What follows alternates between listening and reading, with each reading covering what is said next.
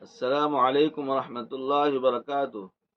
Number 1، اسلامی تاریخ 10 جمادی الاولیٰ۔ جب مسلمان اپنے دین و ایمان کی حفاظت کے لیے ہجرت کر کے مدینہ چلے گئے اور خوشگوار ماحول میں لوگوں کو اسلام کی دعوت دینی شروع کر دی تو لوگ اسلام میں داخل ہونا شروع ہو گئے۔ مسلمانوں کی بڑھتی تعداد دیکھ کر کفار مکہ اپنے لیے خطرہ محسوس کرنے لگے تو مشرکین مکہ نے مدینہ پر حملہ کرنے کے لیے جنگ کی تیاری شروع کر دی۔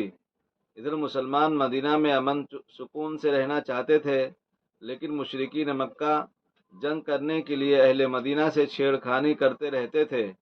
چنانچہ قریشی سردار قرظ بن جابر فہری مدینہ کی چراگاہ پر حملہ کر کے 100 اونٹ کو لے بھاگا اور جنگ کی تیاری کے لیے مکہ کے تمام لوگوں نے سرمایہ لگایا اور ایک تجارتی قافلہ شام روانہ کیا تاکہ جو اس سے نفع حاصل ہو اس سے جنگ کے لیے سامان خرید کر مسلمانوں سے جنگ لڑے۔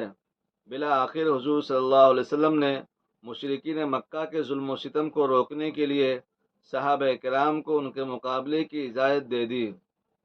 نمبر 2، حضور کا معجزہ، کافر کا مرعوب ہو جانا۔ حضرت جابر رضی اللہ فرماتے ہیں کہ ہم رسول اللہ کے ساتھ ایک غزوہ میں جا رہے تھے۔ راستے میں ایک جگہ پڑاؤ ڈالا تو لوگ ادھر ادھر 2-2 3-3 کی جماعت بنا کر درختوں کے نیچے آرام کرنے لگے۔ رسول اللہ بھی ایک درخت کے نیچے آرام فرمانے کے لیے تشریف لے گئے اور اپنی تلوار اس درخت پر لٹکا کر سو گئے۔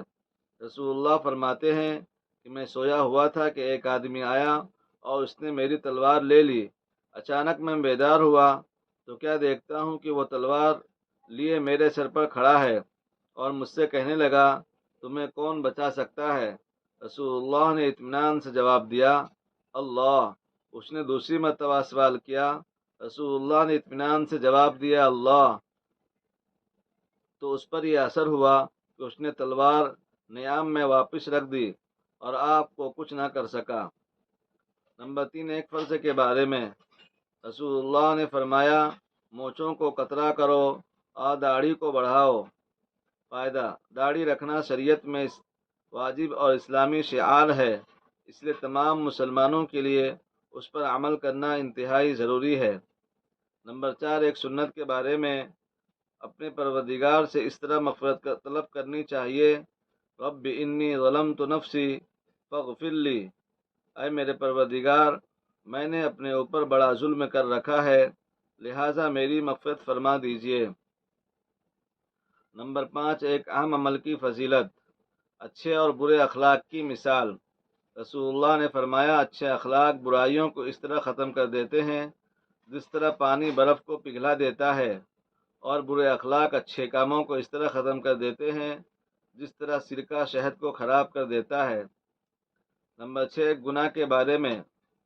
قرآن میں اللہ تعالیٰ فرماتا ہے، ان لوگوں نے خدا تعالیٰ کو چھوڑ کر اور بھی معبود بنا لیے، اس امید پر کہ ان کی مدد کر دی جائے گی، وہ ان کی کچھ مدد کر ہی نہیں سکتے، بلکہ وہ ان لوگوں کے حق میں فریق مخالف بن کر حاضر کیے جائیں گے۔ نمبر 7، دنیا کے بارے میں۔ قرآن میں اللہ تعالیٰ فرماتا ہے، یہ لوگ صرف دنیاوی زندگی کی ظاہری حالت کو جانتے ہیں اور یہ آخرت سے بالکل غافل ہیں۔